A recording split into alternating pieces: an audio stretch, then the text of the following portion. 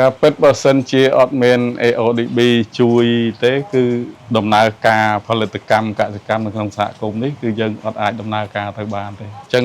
រយៈកាលកន្លងមកដល់កន្លងមកនេះយើងអាចបានផ្ដល់ទុនទៅដល់កសិករក្នុងដំណើរការផលិតកម្មស្រូវហ្នឹងដែលបានពី AODB មកហ្នឹងគឺយើងបានផ្ដល់ទុនទៅឲ្យកសិករ AODB នេះគឺទី1គឺជាធនាគារអភិវឌ្ឍកសិកម្មបាទហើយក៏ជាធនាគារបរដ្ឋដែរបាទអញ្ចឹងយើងផ្ដោតទៅលើធនាគារបរដ្ឋនេះសំខាន់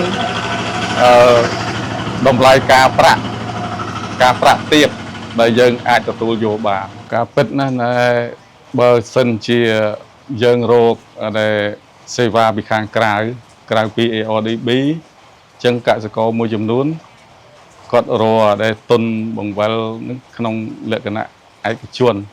ចឹងការប្រាក់គាត់នឹងខ្ពស់ចាប់ពី 3% ឡើងទៅហើយមួយទៀតក្នុងករណីដែលបើគាត់ទៅខ្ចីធនាគារផ្សេងអញ្ចឹងគាត់ត្រូវមានប្លង់ដីមានដែលទ្របបញ្ចាំប៉ុន្តែក្នុងលក្ខណៈសហគមន៍កសិកម្មទំនើប AODB អត់បានយកទ្របបញ្ចាំអត់បានយកប្លង់ដីពីកសិករទេបាទนั่นគឺចំណុចពិសេសជាចុងក្រោយខ្ញុំបាទសូមថ្លែងអំណរគុណដល់ថ្នាក់ដឹកនាំគ្រប់ថ្នាក់ដែលតែងតែយកចិត្តទុកដាក់